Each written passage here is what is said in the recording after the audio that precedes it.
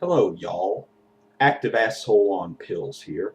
Today I want to talk about a condition that exists on the right, a sort of willful ignorance among all conservatives pertaining to the neophyte age of their particular movement after the Second World War. You know, that nascent stage of conservatism starting in the late 40s and early 50s with the founding of the National Review, with the turncoating of Ronald Reagan against the New Deal, and with the pedestalization, as I like to call it, of people such as Russell Kirk, William F. Buckley Jr., and Phyllis Schlafly, and Paul Weyrich, and so many others. Oftentimes, when conservatives lionize these people, they seem to be very ignorant about the origins of their movement, or should I say, the origins of their idols, their heroes. That is, the Moses figures of conservatism. As a man who has studied conservatism outside and from within, I'm a former Ron Paul / Milton Friedman / Francis Fukuyama end of history alkalite. I've been there. I've lived in that culture. I was born and raised in it. But as a man who has been there and has come back from the abyss, I've noticed many things about fellow followers of the American right, particularly the class of the new right, that is post-World War II conservatives who believe there's to be some kind of mythology surrounding figures such as Ronald Reagan and others like him. And I'm here to dispel that piece of shit right now. I'm here to cut that motherfucker. I'm here to take a knife and put it in the proverbial spine of the conservative mythology birth. An interesting little phrase I like to use, the conservative birth mythology of their movement.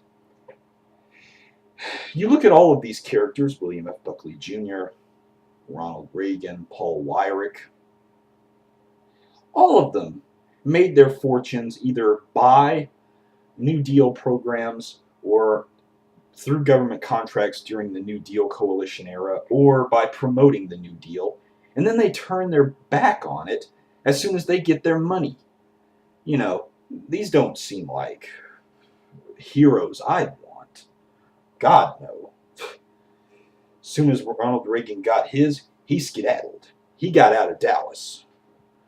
As soon as Russell Kirk and William F. Buckley Jr. made their millions, they got away. They ran in the other direction. They went turncoat and changed sides. There's nothing honorable about post-World War II conservatism in the United States. An ideology founded by a bunch of Wall Street sellouts will serve no one else but Wall Street sellouts.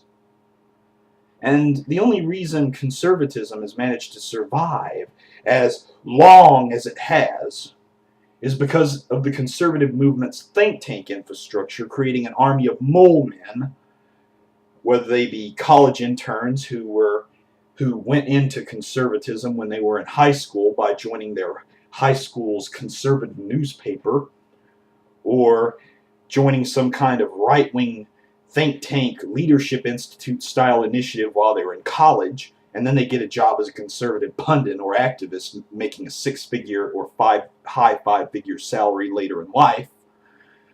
It never ceases to amaze me how the conservative movement will make sure that their special breed of assholism continues to maintain a cushy position even in light of great scandals such as those of Oliver North. Motherfucker, traitor, winds up going to a conservative think tank, 10 years of a cushy job, comes back, tries to run for the Senate in the state of Virginia.